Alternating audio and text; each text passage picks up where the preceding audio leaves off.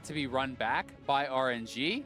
We'll see if they want to swap Tahm Kench out for Aurelia if they're really worried about that. But I think that game was more about the Tahm Kench and the ability to move around the map and bot lane having a bigger impact because of it. I really like this Talia ban coming out from the side of G2. I'd also like to see Urgot banned away. When we saw RNG draft towards the Aatrox, in the group stages, it meant that they shifted their whole playstyle much more towards early game playmaking. And I think G2 are fine with Let Me being on that style of champion. The problem is it actually leaves the Alistar open, which is a huge playmaking support and considered the strongest in the game right now.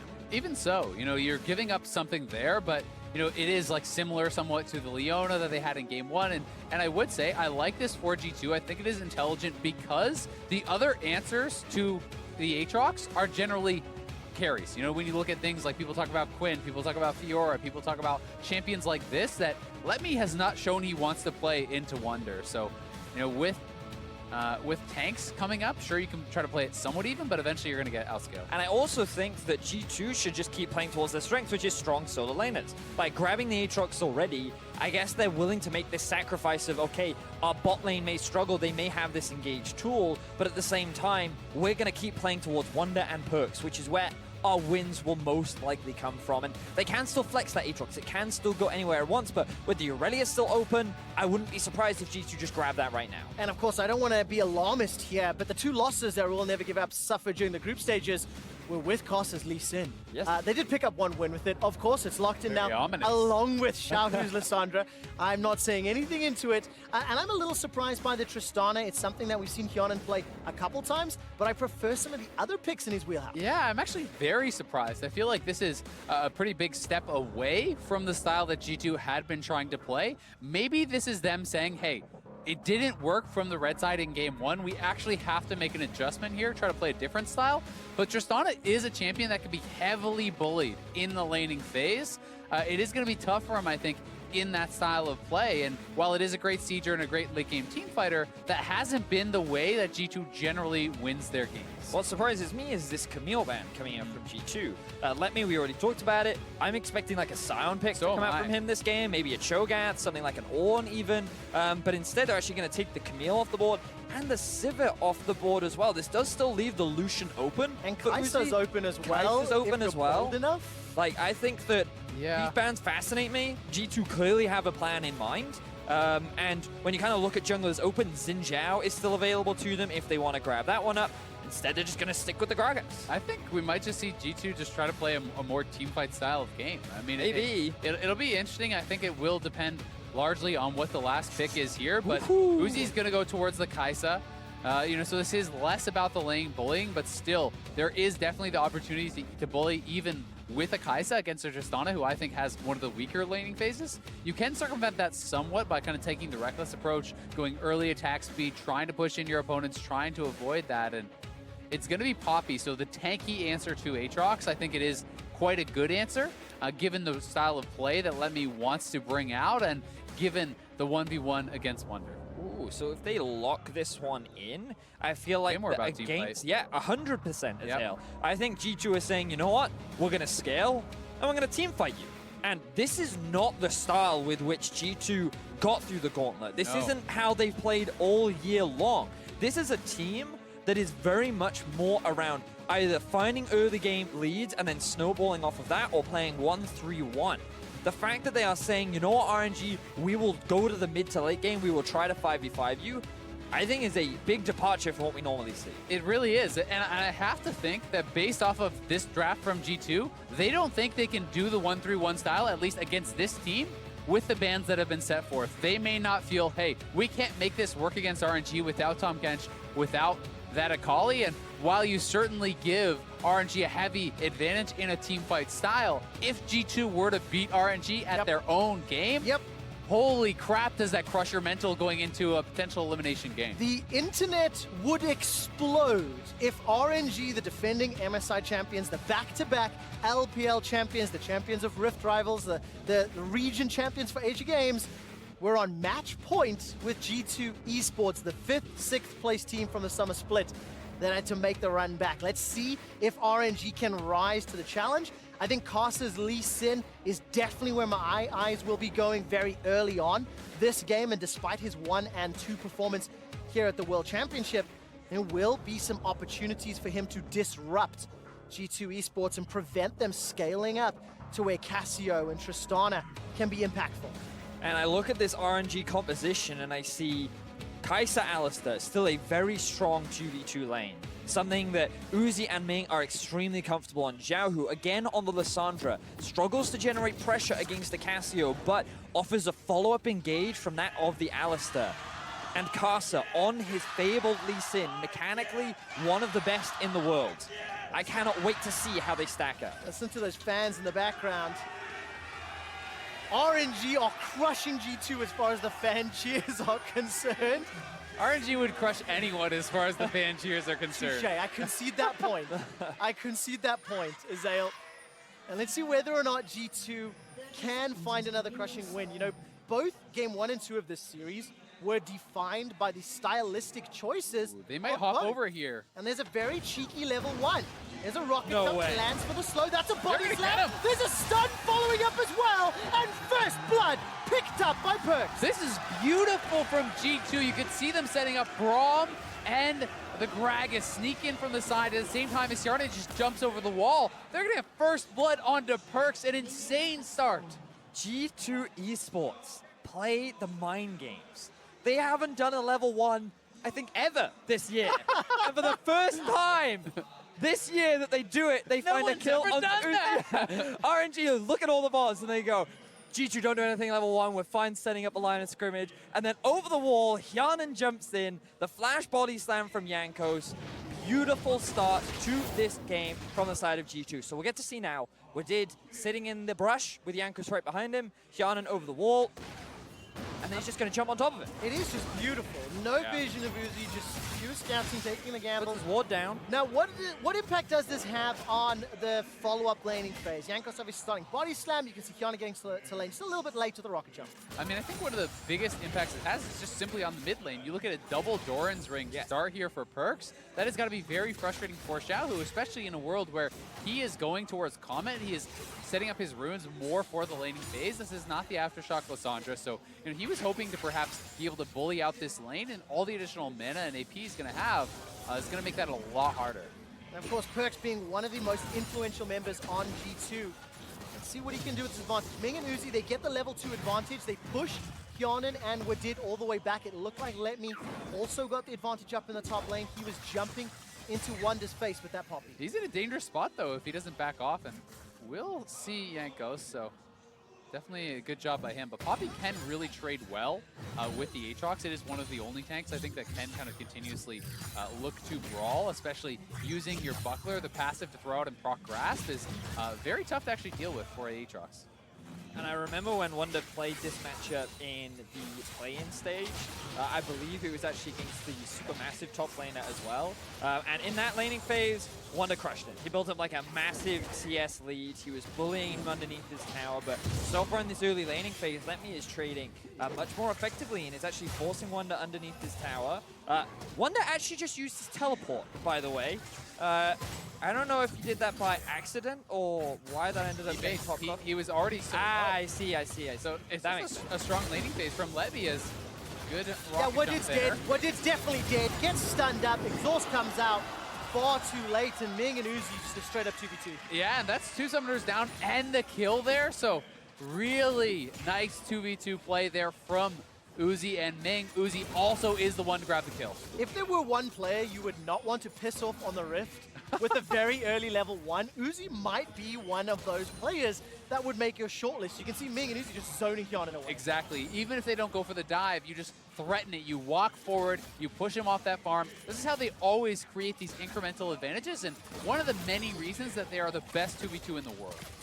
And Hyanan and Wadid can't afford to be falling behind after finding that first blood. While it didn't mean a huge amount in this 2 versus 2, giving away these advantages over to Uzi on the Kai'Sa is definitely how RNG can come up huge in these team fights. Now, Hyanan was able to buffer out of that situation, but Wadid, he doesn't expect the burst from the proc of the passive from Uzi, and combined with the Ignite, that's enough to find them a kill. And it was actually perfectly timed by RNG.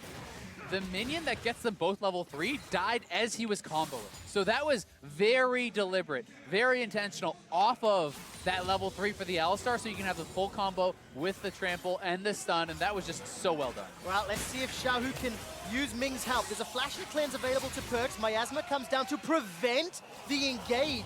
Very heads-up play from Perks. Great use of the phase rush there to escape from that gank. Remember, but no now we see TP Casa here. top lane. All right, I'm keeping my eyes on the stun. The wall bang from Let Me. There it is. Flash into the Hammer Shock and just sets it down. That was flawlessly done, guaranteeing that the Lee Sin Q would hit. Yanko's not going to be able to get a trade kill here, and that's not only the death on Aatrox, it's a TP-less Aatrox going down, which makes it so much worse, because you can shove in this wave, you will deny the experience. Oh, I'm holding my breath for this engage. What did we? Oh! Very cheeky, using the stand behind me to swap places. But Uzi, by the way, has returned to lane with a BF sword, and he's going up against a Doran shield for Hyanin. So they really do not want to be fighting in that lane. But the problem that G2 have right now is that their solo laners can't afford to fall behind like they are currently doing. We now see a gank in the mid. All right, Xiaohu's got the glacial pot, manages to take it. Was not interrupted by Yanko. Yeah, Yanko was short on the flash. The body slam did not connect there, so flash down gets nothing for it. Good attempt, but certainly left wanting on the execution. And right now we're seeing a lot of execution errors on the side of G2. The fact that the bot lane died in the 2 versus 2 allowed Ming to roam up, threaten Perk so that he can't look to try and trade aggressively into Xiaohu. Wonder getting out-traded in the 1 versus 1, forcing him to go back to base, and then giving RNG an opportunity to find another kill means that this early game going heavily in favor of RNG's way.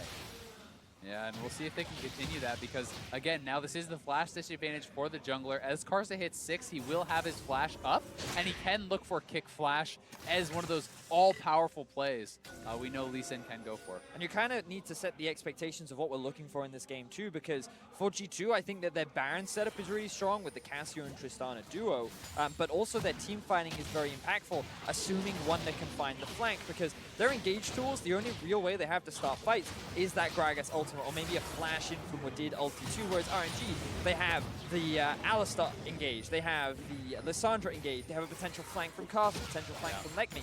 It's so much easier for RNG to actually start these fights that if they come into the mid game with a lead, and G2 is also looking to team fight, it is always going to go in favor of RNG just because of how much easier it is for them to kick things off. On the flip side, the G2 composition can disengage. When you have a Gragas, a Cassio, a Tristana, but they cannot afford to be too far behind. So let's see how G2 play these next few minutes. It's 7.5 in, and Hyan's decided to go for the Berserker Boost Rush.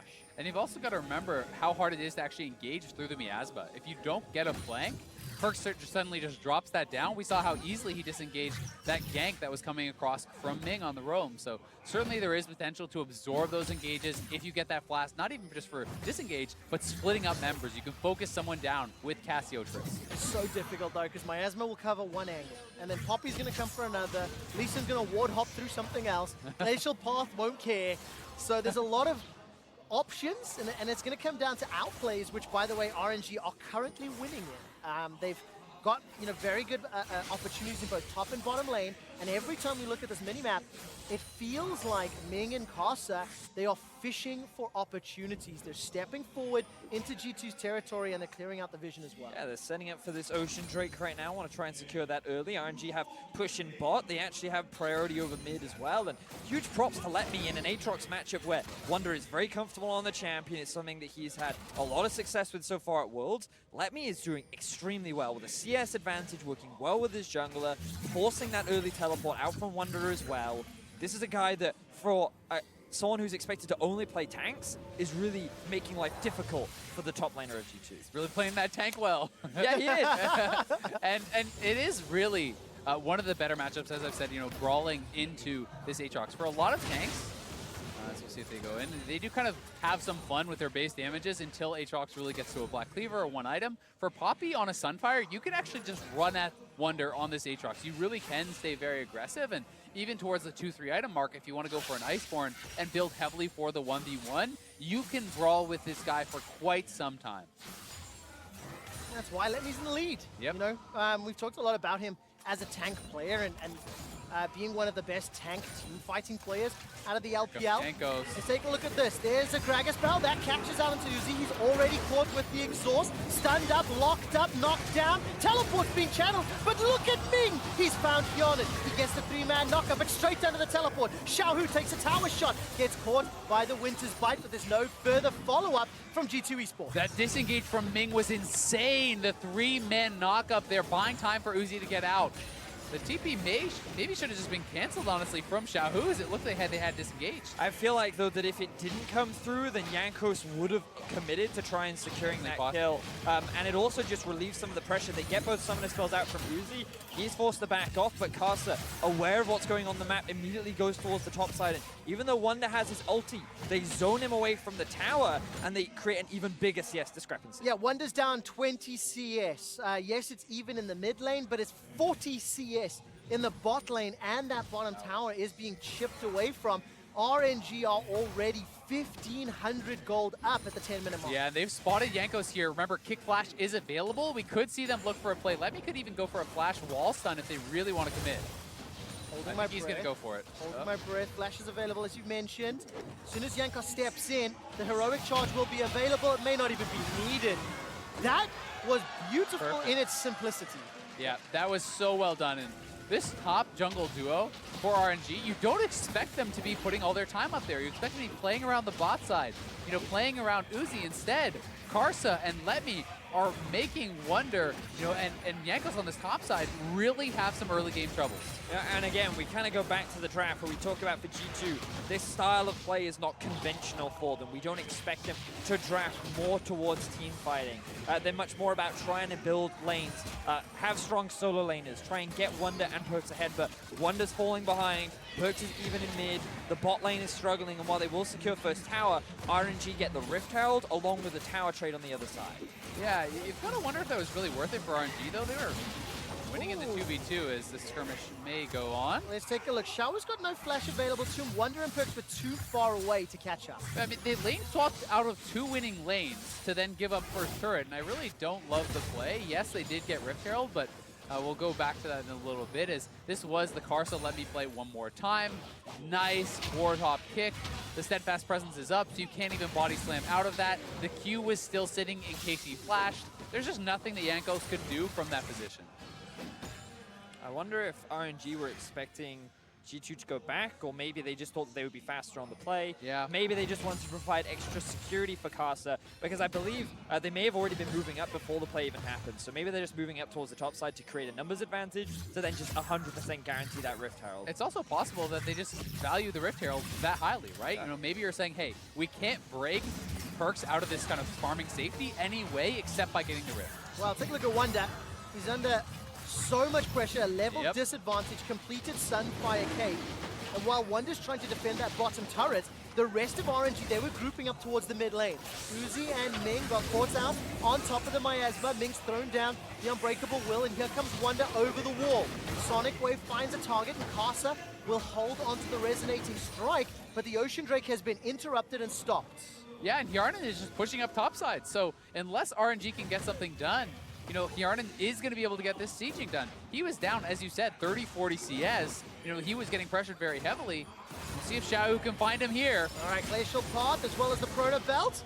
Buster Shot will buy some time, but Xiaohu's holding on to the ultimate for a few seconds longer, and this should just eventually be the kill. He didn't even try to jump away. Yeah. I mean, why not just Buster Shot and then jump away? I don't really understand the play there at all. I don't know. Unless his hop was on cooldown, that he used it to get to the minions or something, but very strange. Gentlemen, there are many questions to which we do not have the answer. What are the great mysteries of the world? And for now, there are no mysteries in who the advantage and who is in the lead. RNG have the gold lead at 2,000. G2, yes, they got the Ocean Drake, but they are at risk of losing another tower, and Wonder's going to get jumped on here and throws down the ultimate just to survive. Karsa's got himself that warrior enchant, and the second tower falls. RNG are just outplaying G2 in these small skirmishes in the one-on-ones time and time again. I mean, the thing about RNG is they've proven throughout the entire year that if you match them in standard, they're just going to outplay you. They are that talented as a team. Uzi and Ming finding a 2 versus 2 kill in the bot lane. Xiaohu keeping perks even in the middle lane. Let me surprisingly outperforming Wonder in the top side of the map, and Cast just dictating the pace of the jungle. When you try and match standard against this team, they're in their comfort zone, they're in their element, and right now, they're about to generate a 4,000 gold lead over G2. Yeah, now they've cracked that turret, taking away a lot of the safety from Perks here, as he wants to have that kind of safe bastion here where he can farm and where it's harder for him to get flanked. Now, that is gone as well, so that gets difficult for G2 to even find their farm safely. I mean, you look at these farm numbers, it's really good for Perks, but you can see how much trouble Wonder has been finding. This is a guy who normally is hitting 10 CS a minute. He is down at 100 CS at 15. He has been heavily held down. If they can now start to hold down Perks as well, it just gets tougher. It certainly does, and the thing is for RNG, they're basically relying on these late game team fights. Naturally it gets harder because on a Poppy, you're going to offer more team fight value than an Aatrox will, especially one that's fallen behind. And Kai'Sa has a lot of playmaking potential considering how squishy the lineup is for G2. So, but there is still that potential win condition. It does exist. 3-item Tristana is a thing. As we all hold our breath for the 1-item Tristana rocket jump to safety. And Vedius, I'm just going to reiterate something you said. RNG going to wait for some late game team fights. RNG, the LPL champions, waiting for late game team fights. I would not envy anybody standing in their way when you look at all of the tools that the Royal Never Give Up squad has to work with, and Uzi can just clean up once the rest of the team has set up the fight. Yeah, you're definitely expecting that to be the case. I mean, we'll see if G2 can pull something off, if they really can, outfight them. We've seen that Perks has been able to make some miracles happen in these team fights. You think back to last game, looked like it would have been RNG's, but Perks pulls off a miracle fight by the Baron, and on the Cassio, you have the team fight power to make something like that happen. If you get a flash ultimate on Cassio, you hit 4 or 5 members, hey, anything can happen. Yeah, Perks has actually done it on Cassiopeia in the EU LCS in the past as well. In a game 5, when you need to save his team. And this time around, it is in game 3. The series is 1-1. RNG and G2 won games respectively in their sort of quintessential styles, really, the expected way. And for G2, they pulled a rabbit out the hat this time around. They picked this team fighting style, team composition, which we were not anticipating. And they faltered early. As Letme's Poppycopter will get one lone minion. That minion, hate that minion. And while the the minion might be upset, but the rest of RNG aren't, because you can see they've been able to push at mid and bot as G2 committed 4 members towards the top side. This will result in a tower, but RNG are going to trade it back almost immediately as Letme goes on the chase. All right, Hyunan's already used the buster shots, and now Letme's going to try to run him down. Letme's just going to chase him with that Sunfire cape. Forced to use the flash and the rocket jump, and Letme is unstoppable. Yeah, and the reason he had to flash there was because otherwise it gets steadfast presence. You will get knocked out of your jump by the Poppy, so if that looked weird, that is the reasoning there. And Letme certainly at a very strong point in this game, but yeah, you talked about it. Both teams kind of won a game with their style, and that is why people are so surprised to see G2 with, departing from their classic 1-3-1, from the style that has brought them success. And this is a very risky game. It is kind of that swing match that puts you at match point. If they can prove that you could beat RNG with their own style, with teamfight style, that opens up a lot of flexibility in pick and ban. Sure. But if they fall flat, well, RNG is just looking to run back the exact same strat, try to force you into the exact same bans. Yep. Right now, things aren't looking great for G2. Just on paper, that Tristana is pretty far behind the Kai'Sa. In mid lane, still relatively even, and I am always optimistic of Perks on Cassio. You guys already talked about what she is capable of. But for me, Kai'Sa is kind of the deciding factor in a lot of these team fights. When you watch this man play Lee Sin, it is really incredible. The decision-making, the awareness, and the precision that he has on the champion to catch someone like Hyanan or Perks off guard, I think could be probably the biggest determining factor in why RNG are so good in a lot of these teams. And he's been doing it for so long. I mean, people always will think back to Flash Wolves and Karsa playing with them. Incredible Lee Sin plays, showing it up in MSI, stealing Barons, making it look easy. And it's been one of his best champions, one of his signature champions for so many years now. And Karsa has been playing at the highest level for so many years, but had never really tasted the international success. He had been dominant regionally with Flash Wolves, and now on RNG, not only is he getting his first taste of international success, so are guys like Uzi, who is picking up his first international championship, and the team has just really been elevated with his arrival. Uzi was the crownless king in the LPL until Karsa stepped into his kingdom and helped him take back the crown. And of course, Karsa, as we mentioned, with RNG, they won LPL, they won MSI. They have their sights set on the World Championship trophy. And apologies if you don't want to know the KT results from earlier. Block your ears. But with KT Rolster faltering, now there's a lot of eyes on RNG and how far will they go. They've got a 4,000 gold lead up in their quarterfinal here against G2 Esports. They've got all the tools and the ability to close out this series, and that is the anticipated and expected result. It really is, and you know, it does make them the clear favorite for the World Championship title. If they get through this, you know, thinking KT is already out, Gen.G has fallen out, they will be going up against a team in the semifinals who they have beaten twice this year, but G2 certainly has a lot of time to flip things on its head. What we're going to find out over the next week or two is whether or not the favorites keep falling. They're dropping like flies, Trevor. Every single time we anticipate or expect something to happen in one particular way, you know, the underdogs really have stepped up, and maybe this is the World Championship where we can start saying that the gap actually has closed. Well, there's still a long way to go left. Dangerous words, Trevor. I know. It's a bold claim to make there. Good shot. Drop the mic and we walk away. Leave it at that. But kind of bringing us back into the game and seeing how things have unfolded. Wonder right now runs the risk of getting collapsed on. Not the risk. I think he is being collapsed on. We'll throw down the world ender. This will buy some time. Uzi, Killer Instinct available. I'm not going to use it. Instead, there goes a resurrection here. Flashes up for Wonder, but I think he'll hold on to it. And that's just being caught in the wrong place. And this was a big mistake from Wonder. The rest of his team wasn't generating enough pressure elsewhere on the map for that really to be worth it for him. He doesn't have any vision on the bot side. It was a very easy collapse from RNG. It cost them absolutely nothing.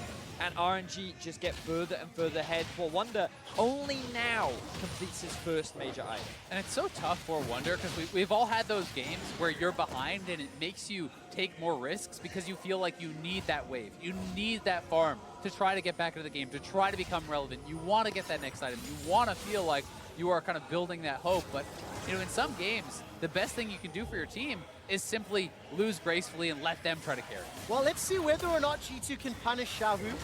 It's just after Wonder was killed. Xiaohu now will be caught out in the bottom lane, but there is a 2 or a 3-man Baron going on. G2 Esports have committed Wonder's teleport, and I don't think RNG are strong enough yet to do this quickly enough, but are G2 even aware? They're stuck in the mid, out at How are they not aware? Baron is still going low. They are now. Will reveal, but it's going to be too late.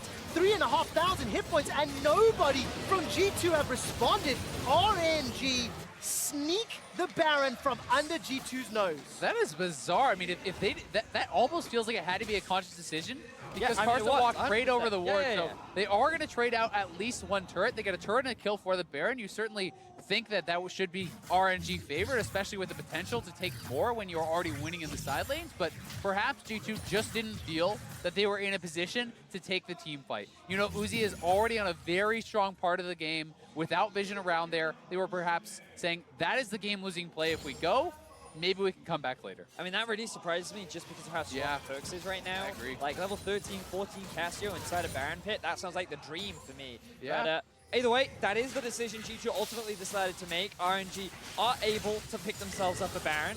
And now the question is, what can RNG do with it? Their siege isn't the strongest. Uzi and Xiaohu are pretty short range, and their ability to actually get onto these towers can be difficult, especially against the Casio.